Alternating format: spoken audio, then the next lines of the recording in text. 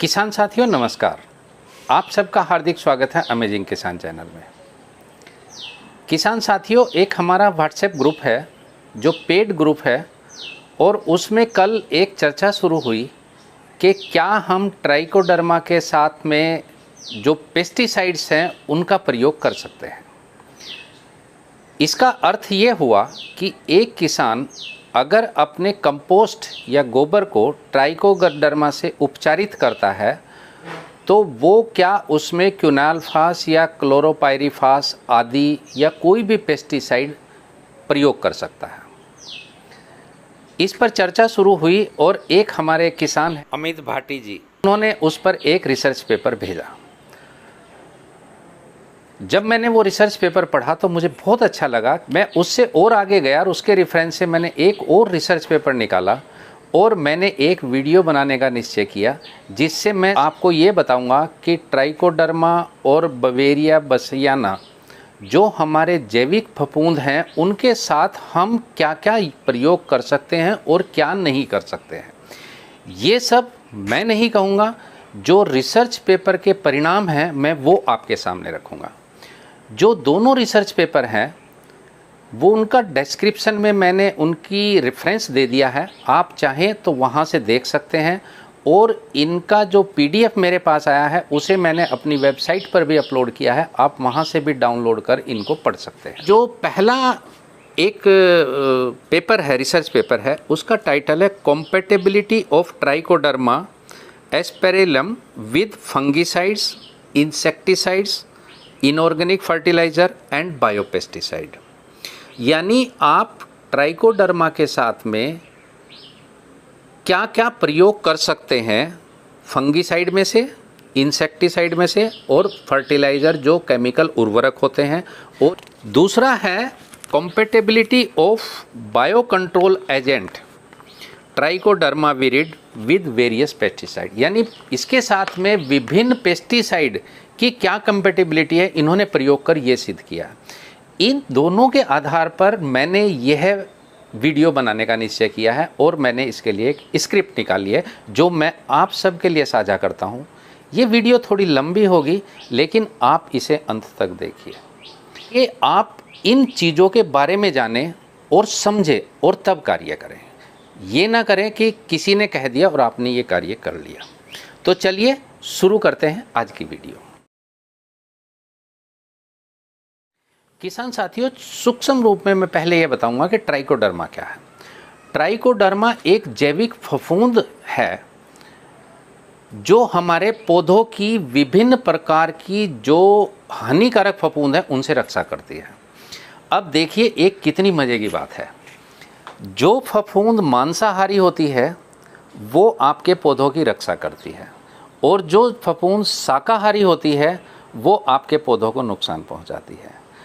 तो ट्राइकोडर्मा एक उस प्रकार की फफूंद है जो कि मांसाहारी है और आपके पौधों को नुकसान पहुंचाने वाली फफूंद को नष्ट करती है। इसी तरह की एक और फफूंद होती है बवेरिया बसियाना। हर फफूंद किसी न किसी काम आती है जो आपके पौधों की रक्षा करती है और ये सारी जो है ना जैविक हैं। जो लोग जैविक खेती करते हैं उन्हें इनका प्रयोग अवश्य करना चाहिए। अब किसान साथियों, ये देखा गया है कि अगर हम अभी उस स्टेज पर नहीं पहुँचे कि हमारे पास सारी जैविक फफूंद या इस तरह की जैविक दवाइयाँ हो गई कि हमें रासायनिक का प्रयोग नहीं करना पड़े, लेकिन अगर आप दोनों को प्रयोग करते हैं तो सोने में सुहागा होता है।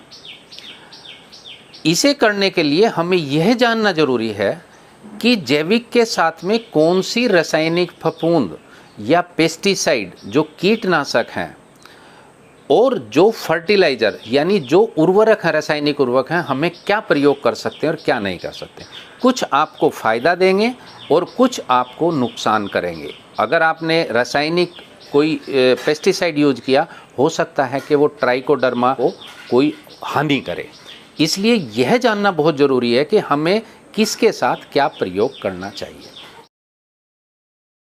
दूसरी बात मैं ये बताता हूँ कि ये ट्राइकोडर्मा होता कितने प्रकार का है। आपने देखा होगा कि ये दो तरह से मिलता है, एक ट्राइकोडर्मा विरिड और एक ट्राइकोडर्मा हर्जेनियम। दोनों में आपके लिए कोई अंतर नहीं है, ये एक फफूंद के प्रकार हैं, बहुत छोटे रूप में। अब ट्राइकोडर्मा जो है ना, हमारा करता क्या है, यह कई सारी बीमारियों, जिसे कि फ्यूजेरियम है, जिससे हमें विल्ट रोग होता है, जो सूतकृमि होते हैं, जिससे निमाटोड की बीमारी है, ऐसी बीमारियों तक की आपके पौधों की रक्षा करता है। यह प्रकृति में पैदा होने वाले जो हानिकारक जीव हैं, जो जमीन में पैदा होंगे, उनको एक ऐसा रसायन तैयार करता है कि जो उनके लिए जहर का काम करते हैं और वो स्वयं ही खत्म हो जाते हैं। कि जब भी कोई फफूंद आती है तो ये सीधा हमला भी उस पर करता है और उसको लगभग ख़त्म कर देता है। तो ये आपके लिए मित्र फफूंद है, चूँकि ये मांसाहारी है। अब चलिए हम आते हैं अपने मुख्य बिंदु पर, यानी इसकी साथ कॉम्पेटेबिलिटी किस किस चीज़, संगतता, यानी इसके साथ में हम किस चीज़ का प्रयोग कर सकते हैं कि हमें और फ़ायदा हो और कोई हानि न हो। जैसे कई भाई पूछते थे मेरे से कि जो हम कॉपर ऑक्सीक्लोराइड है या COC है, क्या उसके साथ हो कोई फंगिसाइड या इंसेक्टिसाइड यूज कर सकते हैं। तो हम कहते थे कि नहीं करना चाहिए। कॉपर ऑक्सीक्लोराइड के साथ केवल स्ट्रेप्टोसाइक्लिन ही प्रयोग करना चाहिए और नहीं करना चाहिए। इन दोनों रिसर्च पेपर के आधार पर मैं आपको अब ये बताऊंगा कि जितने भी ये आपके इंसेक्टिसाइड और पेस्टिसाइड हैं, ये क्या होते हैं और कितने प्रकार के होते हैं, किसको हम प्रयोग कर सकते हैं। अब ये जो संगतता है या कॉम्पेटिबिलिटी है, इसको हमने किस प्रकार किया। इन रिसर्च पेपर ने जितने भी प्रयोग आप रसायन करते हैं उनको मुख्यतः 3 भागों में बांटा। पहला है उसमें फंगिसाइड्स, यानी फफूंदनाशी या कवकनाशी भी जिसे हम बोलते हैं। जो हानिकारक फफूंद होती है, जो उसका विनाश करता है, उसे फफूंदनाशी कहते हैं और अंग्रेजी में इसे फंगिसाइड कहते हैं। पहला ग्रुप ये इस चीज़ का हुआ। दूसरा है इंसेक्टिसाइड्स।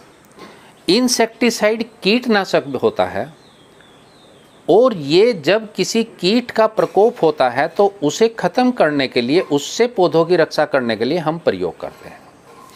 किसान साथियों, तीसरा है फर्टिलाइजर्स, यानी कि उर्वरक। आप सब जानते हैं कि इसी शब्द का इस्तेमाल हम रासायनिक उर्वरकों के लिए करते हैं, जिसमें मुख्यतः आपकी नाइट्रोजन, फास्फोरस और पोटास होती है। तो हम कौन कौन से प्रयोग कर सकते हैं और इसका क्या असर पड़ेगा। ट्राइकोडर्मा या जितने भी जैविक जो आपके पेस्टिसाइड हैं, जैविक फंगिसाइड हैं, उनको करने के लिए जैविक एजेंट हैं, उनके साथ में क्या प्रभाव पड़ता है।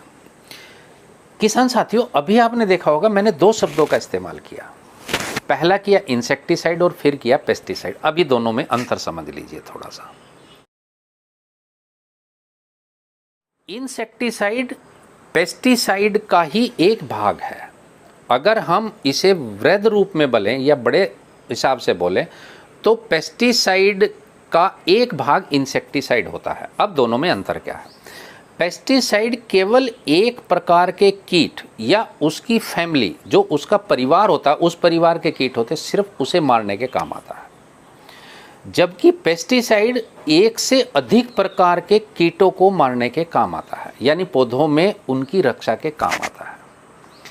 किसान साथियों, इनका प्रयोग हम ड्रिंचिंग यानी पौधे की जड़ों में पानी में मिलाकर भी दे सकते हैं और इनको फॉयलर प्रयोग भी करते हैं, यानी कि पानी में घोलकर इनका स्प्रे भी पौधों पर करते हैं।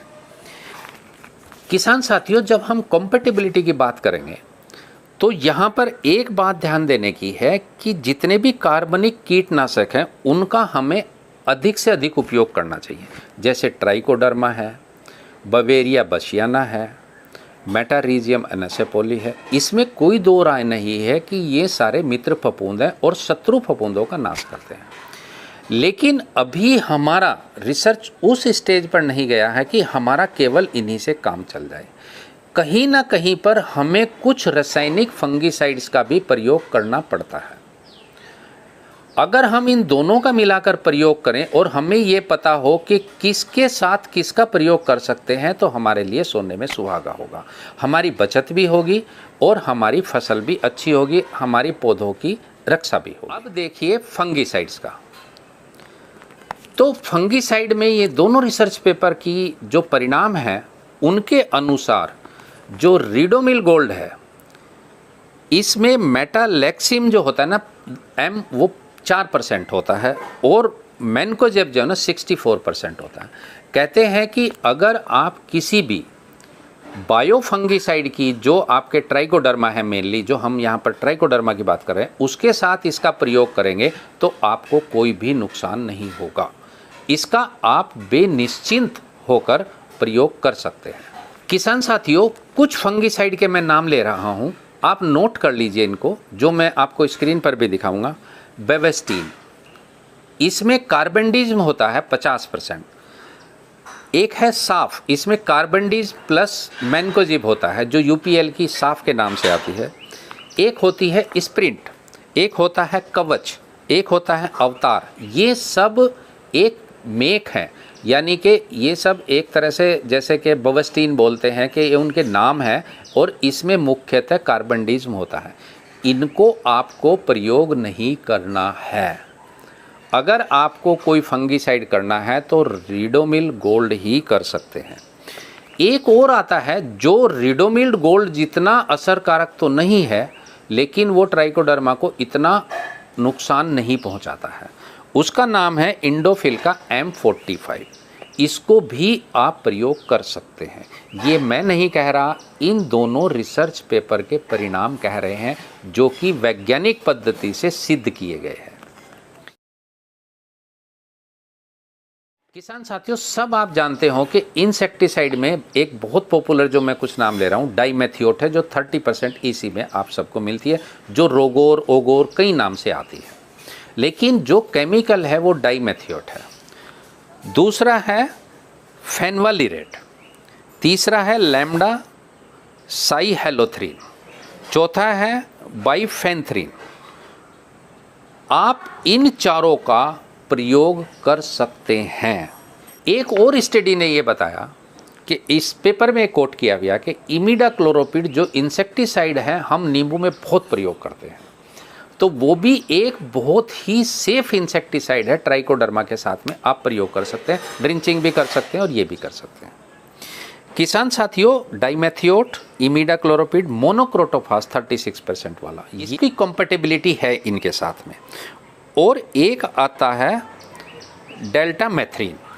तो इन सब को, जो मैंने ये चार, इमिडाक्लोरोपिड, डाइमेथियोट, मोनोक्रोटोफास और डेल्टा मेथ्रीन 28%, इनका भी आप प्रयोग कर सकते हैं। ये कंपेटेबल हैं, यानी इनकी संगतता है आपके ट्राइकोडर्मा के साथ में, जो जैविक फफूंदनाशी है उनके साथ में।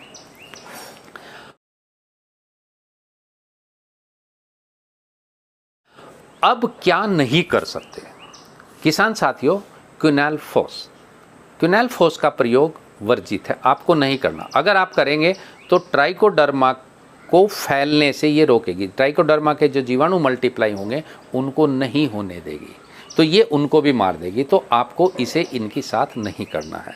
कार्बोसल्फान नहीं करना है। अगर आपने गोबर में ट्राइकोडर्मा मिलाया है और आप गड्ढे में भी भर रहे हैं और कार्बोसल्फान डाल रहे हैं, तो ट्राइकोडर्मा का कोई भी यूज नहीं है। अगर आपको करना है, इसके साथ में बवेरिया बसियाना यूज करिए और मेटारिजियम एनेसेपोली यूज करिए, या कोई और नीम की खली वगैरह यूज करिए। किसान साथियों, एक और दवाई है लैम्डा साइहेलोथ्रीन। इसका एक सेकंड एडिशन आया है, जो सेकंड जनरेशन की दवाई है। ये बहुत ही इफेक्टिव पाई गई है ट्राइकोडर्मा के साथ में। आप इसका प्रयोग कर सकते हैं। मोनोक्रोटोफास और जो क्विनालफास है उसकी जगह आप लैम्डा साइहेलोथ्रीन का प्रयोग कर सकते हैं।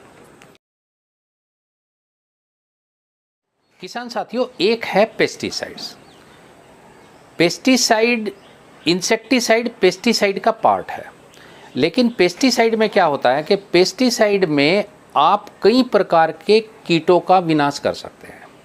जैसे इंसेक्टिसाइड केवल एक प्रकार के कीट या उसकी फैमिली, उसके परिवार का हानि पहुंचाता है, उसको ख़त्म करता है।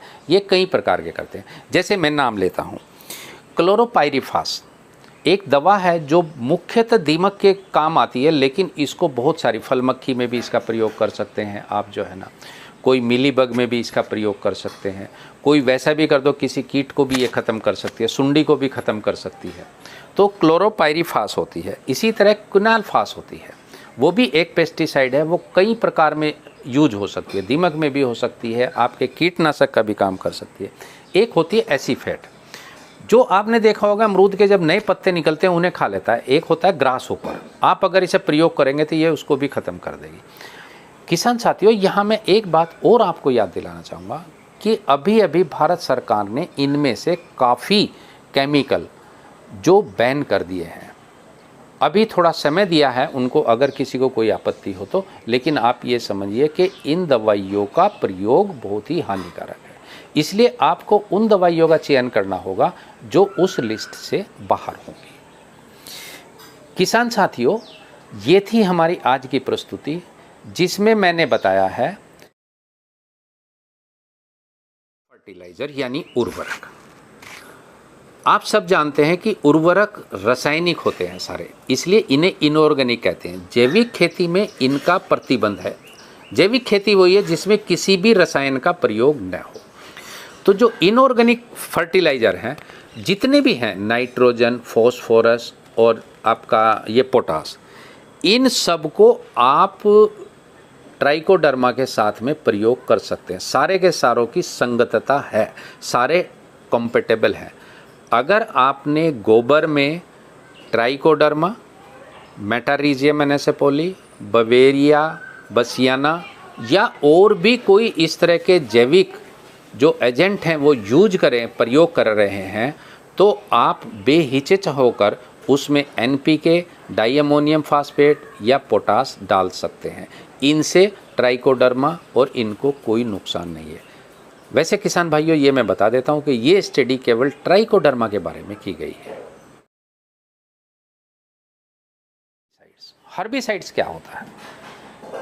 हर्बिसाइड्स होता है कि आप जो है ना, पौधों को, जैसे पौधे आपने कोई फसल लगाई, जैसे मैंने अमरूद के लगाए हुए, उसमें कुछ घास हो गई, मुझे घास हटानी है, तो हर्बिसाइड जो है ना, वो भी पेस्टिसाइड्स होते हैं जो केवल घास फूस को ही ख़त्म करते हैं। इसमें कई प्रकार के हर्बिसाइड ऐसे भी आते हैं कि जिसमें दो फसल है। जैसे किसान क्या करते हैं, आजकल धान की पौध बो रहे हैं, तो धान में कुछ एक मंडूसी या कोई घास हो जाता है, तो एट्राजिन करके एक दवाई आती है, अगर उसको आप डाल देंगे वो धान को नुकसान नहीं देगी, लेकिन आपको उसको ख़त्म कर देगी। इसी तरह से गेहूं में मंडूसी हो जाती है, तो वो गेहूं की फसल को नुकसान नहीं करेंगे, लेकिन मंडूसी को सबको ख़त्म कर देंगे। तो इसी तरह का एक है आपका जो हर्बिसाइड है, वो बहुत लोग यूज करते हैं और उसका नाम है ग्लाइसोफेट। मैं बताता हूँ। तो किसान साथियों, जो हमारे हर्बिसाइड्स हैं जो हमारी वीड को ख़त्म करने के काम आते हैं, उनमें से मुख्यतः हैं, जैसे एट्राजिन है, 2,4-D एसिड है और एक है ग्लाइसोफेट। तो इनका भी प्रयोग ट्राइकोडर्मा के साथ में आप नहीं कर सकते। इनका प्रयोग आपको, इनकी कंपैटिबिलिटी नहीं है किसान साथियों। यानी कि सारांश में पेस्टिसाइड, हर्बिसाइड्स, फर्टिलाइजर्स और फंगिसाइड्स, इन चारों में से किसकी कंपैटिबिलिटी ट्राइकोडर्मा हर्जेनियम के साथ है? कुछ पेस्टिसाइड्स मैंने बताए हैं कि जिनका प्रयोग कर सकते हैं, और कुछ बताए हैं कि नहीं कर सकते हैं। इस पर मैं एक लेख लिखकर शीघ्र ही अपनी वेबसाइट पर भी रखूँगा, जिससे कि किसान आसानी से उसे पढ़ सके, लेकिन इसमें थोड़ा समय लगेगा। इसी के साथ मैं विदा लेता हूँ। धन्यवाद, नमस्कार, जय हिंद, जय भारत, वंदे मातरम।